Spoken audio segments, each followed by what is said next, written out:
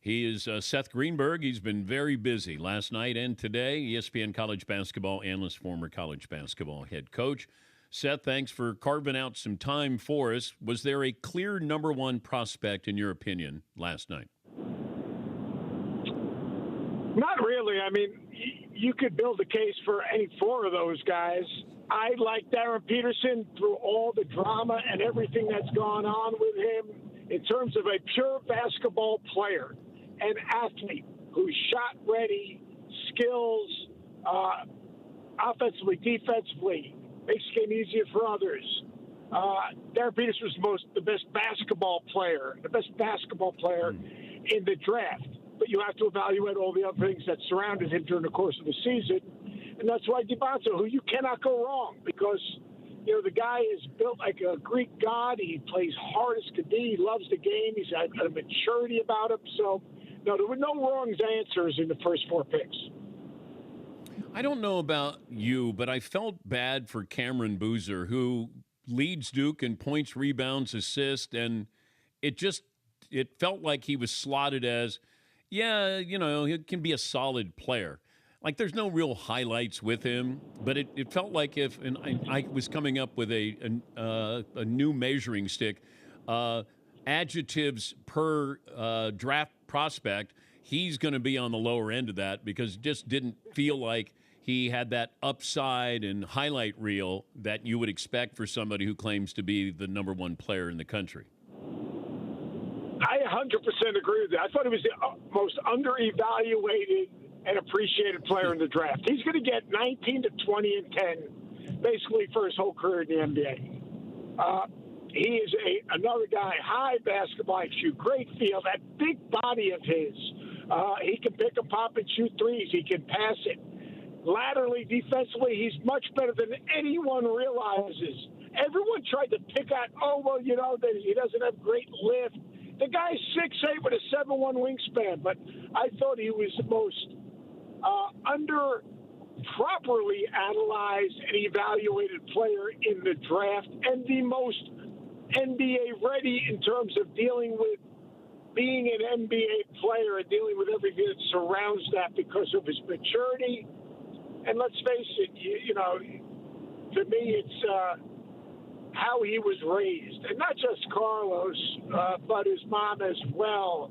They did an incredible job modeling behavior. He had great model behavior in terms of the way his family carries themselves and the way Los was at CCA.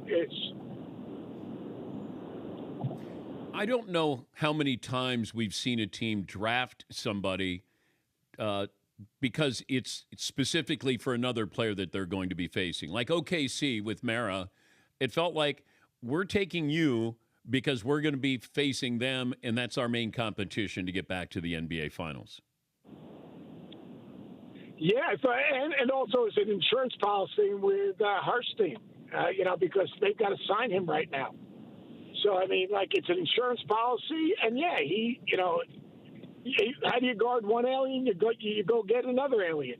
I mean, it sounds silly, but Neymar is his length, his ability to impact the game at the rim. He's a very, very good passer. I mean, he's got some skill set. But yeah, one thing about Sam Presti, like their ability to evaluate and get thunder guys, but also guys that are going to give them an edge. Everything in basketball, whether it's you're coming off a ball screen or you're putting together a roster, you're always trying to find an edge. And Sam Presti finds an edge better than any guy that's doing that job right now in terms of GM and president. We're talking to Seth Greenberg, ESPN college basketball analyst and, of course, former college basketball coach. What does Dusty May leaving Michigan abruptly say about the state of coaching in college basketball?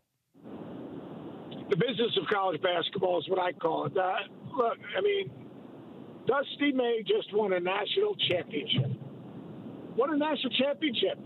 And instead of going back to the hotel and celebrating with the families and the players, right, he had to get on Zoom calls and make phone calls because as crazy as it sounds, the NBA you have a better chance to build a long-term culture than you do in college today. In the NBA, there are guardrails and guidelines. In college, there are none. In the NBA, you sign players to contracts. All right. In college, you'll sign them to a one-year contract, and they're a free agent. So in terms of the health of our sport's never been better in terms of how the game is being played. The game is being played at a high level. The players are skilled. The spacing, the flow, the force, how the entertainment has never been better. This of college basketball is an absolute mess. It's an absolute mess, and you see a guy as young and as successful as Dusty May, and he says, I have no life. And this is what the guys, look, I speak to guys all year long. And all the coaches are getting paid all that, but I understand that. But they're not being given the money. It's 7 days a week, 12 months a year, 24 hours a day. Whether it's putting together a roster or dealing with everything else that's going on, like raising pay-for-play money. Like it's evaluating the next class. Like, why have some of the NBA guys that have gone from NBA to college haven't succeeded in a lot of ways in our game? Is because they don't understand. In the NBA, you're going to put together a roster, and then you're going to add to your roster. In college, the best teams, you might retain one or two guys. You're putting a whole new team together, all right, in 3 weeks after the season. Great stuff, as always, Seth. Thanks for joining us. We appreciate your time. Hey, you're the best DP. Peterson's good, but I think when we put a list of DPs, people go, "Who's on the top of it?" You're on top of it, dude. Thank you, Seth. Thank you. That's Seth Greenberg. I didn't know there was a list of those who had the initials DP.